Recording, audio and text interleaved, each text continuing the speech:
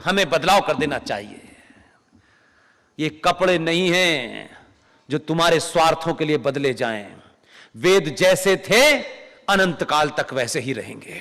जिन्हें बदलना है वो अपने कपड़े बदल लें, वेद नहीं बदला जा सकता।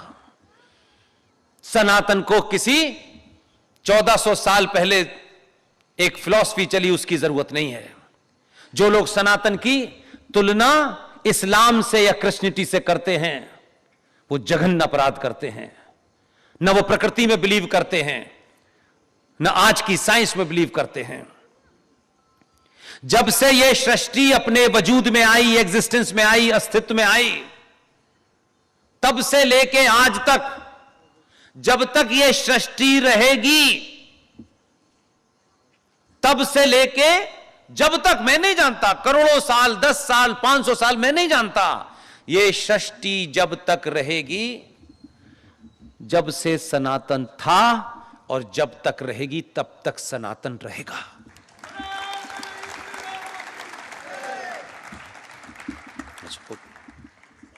पांच मिनट से आपको तकलीफ बिल्कुल नहीं दूंगा। मैं ये बड़ी बात मानता हूं कि आप वर्दी से देश हैं, लेकिन उसके अंदर भी आप एक सनातनी हैं। मैं आपके सनातनी होने को भी सलूट करता हूं, और सनातनी होते हुए देश की वर्दी पहन के अपनी ड्यूटी निभा रहे हैं, इसको भी सलूट करता हूं। मैं आपके किसी भी तरीके से कानून को कुछ भी ऐसी बाधा नहीं करूंगा, क्योंकि मैं आपको एक पुलिस वाले की हैसियत में नहीं देखता। मुझे मालूम है कि रात में जब आप वर्दी उतार के घर पे रखते होंगे तो इसके नीचे जनेऊ मिलेगा, और वही आपकी परमानेंट पहचान है। ये नौकरी आनी जानी है, कपड़े बदलते रहते हैं सर, कोई बात नहीं, लेकिन मैं आपकी उसमें बाधा नहीं बनूंगा। 5 मिनट बस दे दीजिए। और आधा घंटा बात कीजिए, लेकिन ये अच्छा, इससे जा रही है आवाज वहां?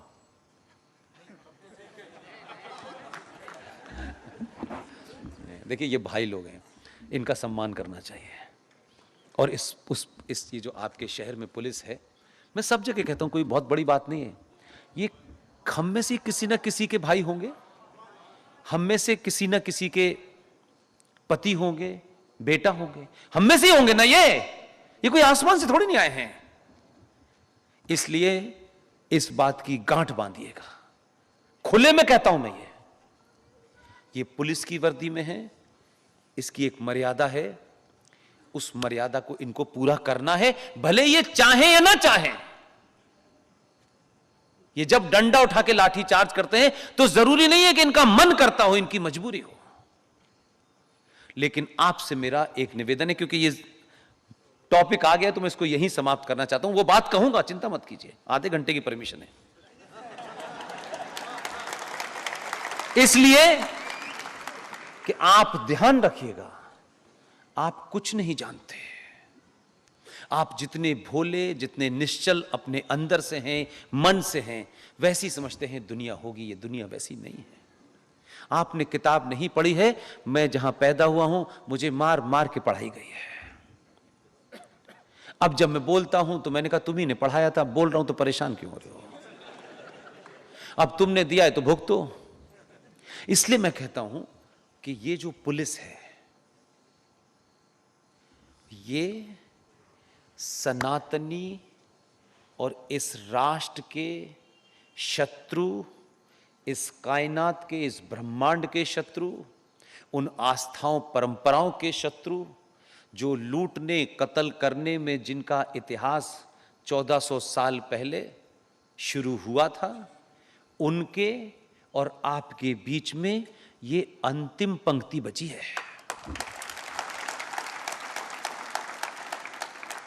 इस पंक्ति पे कश्मीर में पत्थर फेंकते हैं, यूपी में फेंकते हैं, बिहार में फेंकते हैं, बंगाल में फेंकते हैं। जो पत्थर मार रहे हैं उनके पजामे का साइज आपको पता है। कम से कम आप तो इनके प्रति वो भाव पैदा मत करो। ये मान के चलो कि उन पत्थर वालों से और आपके मकान में महंगा शीशा जो लगा है, जो पत्थर आपके शीशे को तोड़ने वाला है, वो इनका सर फाड़ रहा है। आप जहां मिले मैं बता रहा हूं, कुछ खर्चे की बात नहीं बताता मैं। डीएम के घर जाते हैं आप, कमिश्नर साहब से आपकी जान पहचान है, अच्छी बात है। सुना है कमिश्नर साहब भी बहुत अच्छे हैं, उनका फोन आया था कि इंतजाम ठीक है। आप एक काम जरूर करें, आपके शहर में 10 थाने हैं, जो सबसे बड़ा ऑफिसर है उसे छोड़ दें। जो उस थाने में अंतिम पंक्ति का कांस्टेबल है, जिसकी सरकार ने तनख्वाह भी इतनी नहीं दी है, जो 72 घंटे आपकी होली और दिवाली के लिए छुट्टी नहीं लेता है और लॉ एंड ऑर्डर के लिए खड़ा रहता है, न वो खाना जाता है न वो फ्रेश होने जाता है, और उसी से लोग सवाल करते हैं। उसके घर में जाकर के कभी आपने पूछा है कि उसकी पत्नी ने, उनके बच्चों ने दिवाली कैसे मनाई होगी? उस दिन आप में से 100 लोग 50 लोग मिल करके ये जो इतना महंगी महंगी मिठाई, महंगे महंगे डिब्बे आप बड़े बड़े लोगों को देने जाते हैं। मैं अलीगढ़ में था, हमारे यहां डीएम साहब के यहां बहुत आते थे, और शाम को वही मिठाई के डिब्बे वापस मिठाई वाले के पहुंच जाते थे। सामूहिक तौर पे 50 युवा ये तय करें कि इस पूना के अंदर, इस शहर में अगर 50 भी थाने हैं, उन 50 थानों पे जो 4 या 5 कांस्टेबल होते हैं जिनकी तनख्वाह बहुत नहीं है, उनके बच्चे भी हैं, उनकी पत्नी भी है, बड़ी बुरी हालतों में रहते हैं, सब अच्छी हालतों में रहे, 50 लोग तय करें कि हम सामूहिक मिठाई बनवाएंगे, और बिना नारा लगाए, बिना अपना नाम लिए, बिना अपने संगठन का नाम लिए, होली दिवाली पर उस कांस्टेबल के घर जाइए, कहिए कि आपका बेटा, आपका पति ड्यूटी पर है, हमारी जिम्मेदारी है कि आपके घर में आज मिठाई आए। यह करने से कोई संविधान आपको नहीं रोकता है। इनको एहसास कराइए कि तुम हमारे हो, तुम जो गोली खा रहे हो ये हमारे लिए खा रहे हो। और इनको ये लगे कि अगर किसी तरफ किसी समय इन्हें नियमों का पालन करना पड़ा और गोली चलानी पड़ी, तो बंदूक का निशाना किधर होगा यह आप तय कर लीजिए। और अगर इनकी नौकरी किसी कारण से चली जाए, तो आप इतने ताकतवर हैं कि जितनी सरकार देती है उतनी नौकरी देकर इनको कहिएगा तुम जिंदा रहो, चिंता मत करो। करोड़ों लोग इन्हीं के बीच में से पैदा हो जाएंगे। इसलिए ये आपके अपने हैं। हर बात पे पत्थर, हर बात पे गाली। इन बेचारों को यह पता भी नहीं है कि जिस थाने में ये नौकरी करते हैं, ये थाने क्यों बने थे, ये इनको पता भी नहीं है। पुलिस क्यों बनी, थाना क्यों बना, यह भी नहीं इनको बेचारों को पता है, क्योंकि यह बताया नहीं जाता इन बेचारों को। जिन जिन प्रदेशों में गोरों ने राजाओं के माध्यम से राज किया, वहां लगान वसूलने के लिए गोरा राजा के पास आता था, और जहां वो लोग डायरेक्ट रूल करते थे, वहां की जनता जब उनको लगान नहीं देती थी, तब यह विचार हुआ कि हम थानों का निर्माण कराया जाए। और ये थाने उसी समय के हैं, और उसमें पुलिस वालों को भर्ती किया गया, और उनका एक ही काम होता था कि जब गोरा साहब लगान वसूल करने जाएगा और लोग प्रतिकार करेंगे, लोग जब अपोज करेंगे, झगड़ा करेंगे, तो ये पुलिस वाले उसको लठ से मारेंगे और वो लगान दे देगा। थाना वही है, पुलिस वही है। इनकी वर्दी और इनका कानून ना तो इनके सुपीरियर बता। क्या हुआ? आवाज चली गई क्या? अच्छा, अगर बंद भी कर दी होगी इन्होंने तब भी कोई बात नहीं, अपने भाई हैं। लेकिन मेरी आवाज, अच्छा मैं दोबारा अपनी आवाज से बोल लेता हूं, कोई दिक्कत नहीं। इनको ये नहीं पता, आ रही आवाज? आवाज कम नहीं होने वाली है, माइक चला जाए कोई फर्क नहीं पड़ने वाला। कमाल कर रहे हैं, माइक के भरोसे थोड़ी नहीं चल रहे हैं हम कोई। इनको ये नहीं पता कि आज भी भारत की पुलिस 1861 और 1860 के कानून से गवर्न हो रही है। इनको नहीं पता, और आपको भी नहीं पता। आप समझते हैं कि जब थाने में जाते हैं और रिपोर्ट नहीं लिखी जाती है, तो इनसे पूछो यार कि ये कौन सी धारा में लिखे। वो धारा ही नहीं है, वो आईपीसी में है ही नहीं, तो रिपोर्ट बेचारा क्या लिखे। वो आपको सुनने के लिए बेचारा बिठा लेता है, और फिर जब आप चले जाते हैं, छोड़ता है, आप कहते हैं देखा पैसे खा लिए। नहीं यार, ऐसा नहीं है। जब संविधान भारत का 1935 के गवर्नमेंट ऑफ इंडिया एक्ट की कॉपी है, तो भाई साहब आप किस दिन की बात कर रहे हैं कि देश आजाद हुआ है? कौन सा कानून आपको ध्यान में रख के बनाया गया है? एक भी कानून आपको ध्यान में रख के नहीं बनाया गया है, बल्कि संविधान से अलग हटके एक ऐसा संविधान बना दिया गया है जिस पे 100% इंप्लीमेंटेशन हो रहा है। भारत के संविधान में मेजॉरिटी माइनॉरिटी का कोई शब्द नहीं है। भारत के संविधान में न मुस्लिम एजुकेशन बोर्ड है, न पर्सनल लॉ बोर्ड है, न वक्फ प्रॉपर्टी एक्ट है, न सच्चर कमीशन है, न माइनॉरिटी मिनिस्ट्री है, न माइनॉरिटी कमीशन है। लेकिन दलाल नेताओं ने अपनी दुकान चलाने के लिए एक पैरेलल संविधान बना दिया है और उस पर 100% अमल किया जा रहा है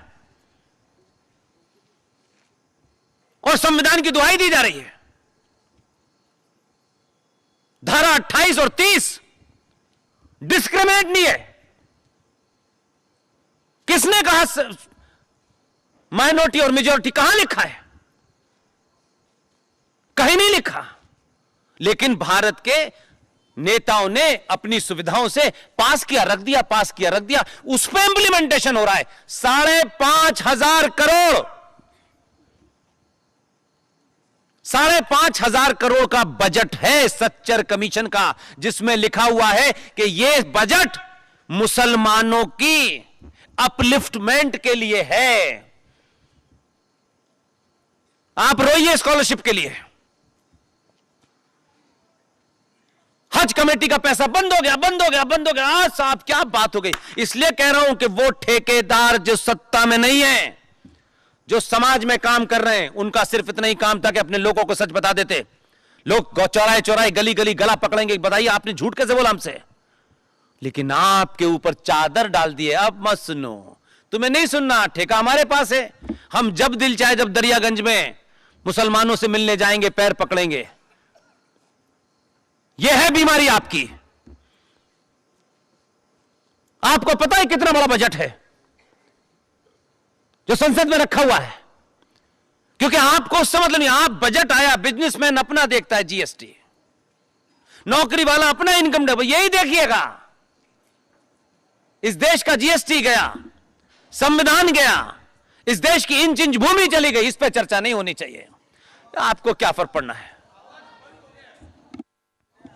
भाई साहब मेरे पास से यहां ऑन है, अब नहीं जा रही तो मैं अपनी आवाज ही पहुंचा सकता हूं आप तक। उसमें कोई कमी हो तो बता दें।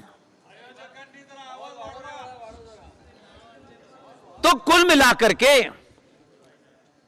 वो जो आप सुनते थे कि हज कमेटी का पैसा जो सब्सिडी दी जा रही है वो समाप्त कर दी गई है। पता है सब्सिडी कहां गई? पूछा किसी ने बताया आपको? हर बात पे ज्ञान है, इस बात का ज्ञान नहीं है। और ये कोई छुपी हुई बात है, पब्लिक डोमेन में थी, आप बता देते लोगों को, क्योंकि आपके पास तो दिन भर यही काम है। हमको तो यार किराए का मकान है, उसको पैसे देने होते हैं। हमको और भी जिंदगी के काम है, तब भी हम नहीं कुछ कहते, शिकायत नहीं करते। उस पैसे को रखा गया है अलग बजट में।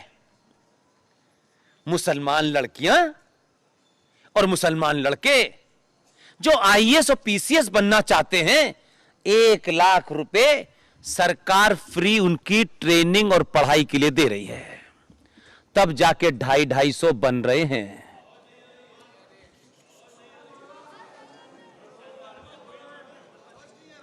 सर तो मुझे बताइए मैं कब वहां आ जाऊं, क्या क्या करूं? बताइए, अब मुझे बताइए सर, मैं आपके हुक्म का तामी करूंगा?